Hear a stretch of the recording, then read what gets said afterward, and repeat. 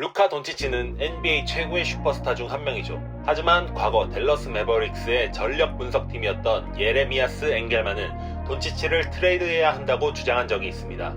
그리고 지금 돈치치가 레이커스로 트레이드된 상황에서 그는 이 결정에 대해 어떻게 생각하고 있을까요? 엥겔만은 댈러스에서 근무하던 시절 최신 데이터를 반영한 선수 평가 모델을 업데이트하며 유망주를 발굴하는 일을 맡았습니다. 그런데 돈치치는 이 모델에서 높은 평가를 받지 못했죠. 그리고 직접 경기를 지켜본 후에도 그 의문은 사라지지 않았습니다. 수비에서는 손을 놓는 모습이 많았고 중요한 순간 멍 때리는 장면도 자주 나왔습니다. 공격에서도 오프더볼 움직임이 부족했고 경기 막판에는 화려하지만 무리한 슛을 던지는 경향이 강했죠. 엥겔만은 이런 분석을 바탕으로 한 가지 결론을 내립니다. 우리는 돈치치를 트레이드해야 한다. 그 이유는 바로 트레이드 가치였습니다. 돈치치는 엄청난 스탯을 기록하는 선수였지만 실제 경기 임팩트는 상대적으로 낮다고 생각했습니다. 하지만 시장에서는 그를 슈퍼스타로 평가했고 이를 활용하면 더 많은 자원을 얻을 수 있다고 본 것이죠. 실제로 그는 과거 돈치치를 제이슨 테이텀과 맞바꿔야 한다고 주장하기도 했습니다. 당시 돈치치의 MVP 투표 순위는 4위, 테이텀은 12위였기 때문에 보스턴이 여러 개의 1라운드 픽까지 얹어줄 가능성이 높다고 봤던 것입니다. 하지만 댈러스 구단 내부에서 그의 의견을 받아들이는 사람은 없었습니다. 돈치치는 이미 팀의 기둥이 되었고 어떤 경우에도 트레이드 대상이 될 수 없다는 분위기가 형성되어 있었기 때문입니다. 또 하나의 문제는 돈치치의 프로 정신이었습니다. 그는 경기장에서 매 순간 이기기 위해 불타오르는 타입이 아니었고 오프시즌에도 최상의 몸 상태를 유지하는데 어려움을 겪었습니다.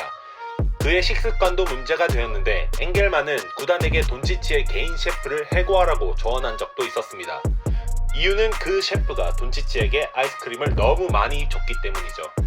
시간이 흐르고 2022년 댈러스가 서부 컨퍼런스 파이널 진출했을 때 엥겔만은 팀을 떠났습니다. 하지만 그는 여전히 댈러스를 지켜보면서 자신의 분석이 유효하다고 믿었습니다. 만약 그때 돈치치를 트레이드했으면 지금보다 훨씬 많은 자원을 받을 수 있었을 거라고 말이죠. 그렇다면 이번 돈치치 트레이드는 어떤 관점으로 봐야 할까요? 첫 번째, 돈치치가 트레이드된 이유 중 하나는 구단 운영진의 변화입니다. 마크 큐반이 구단을 매각한 이후 새로운 구단주 패트릭 듀먼과 단장 니코 해리슨이 구단 운영을 맡으면서 변화가 시작됐죠. 큐반이 있었다면 돈치치는 절대 트레이드 되지 않았을 겁니다. 큐반은 돈치치를 덕 노비츠키의 완벽한 후계자로 보고 있었고 팀의 중심으로 키우겠다는 의지가 강했기 때문입니다. 두 번째, 돈치치는 변곡점을 맞이하고 있었습니다. 데뷔 후 3년 동안 플레이오프 1라운드를 넘지 못했던 돈치치는 2022년 서부 결승에 오르며 자신의 가치를 증명하기 시작했습니다.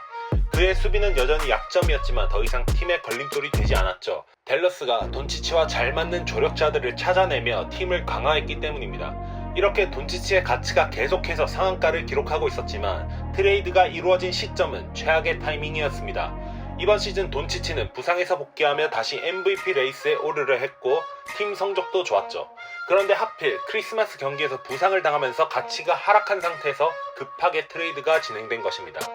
댈러스 입장에서는 더 큰 손실이 겁이 났을지 몰라도 타이밍이 참 공교로웠죠. 세 번째, 돈치치의 몸관리 문제도 트레이드의 중요한 요소였습니다.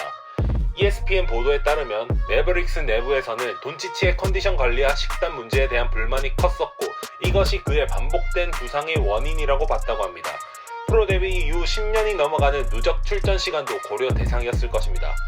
댈러스는 이 문제를 심각하게 받아들이고 있었고 결국 돈치치를 트레이드하는 결정을 내린 것이죠. 네 번째, 댈러스가 오직 앤서니 데이비스만을 원했다는 점도 의문입니다.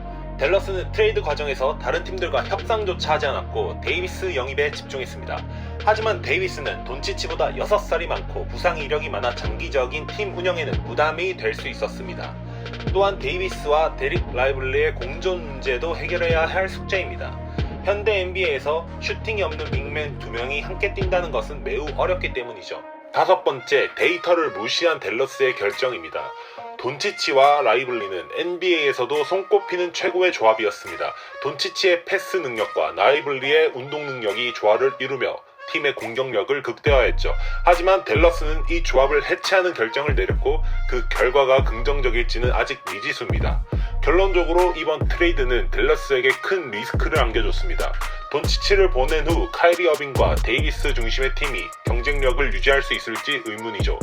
또한 프론트 오피스의 구조적인 문제도 이번 결정에 영향을 미쳤습니다.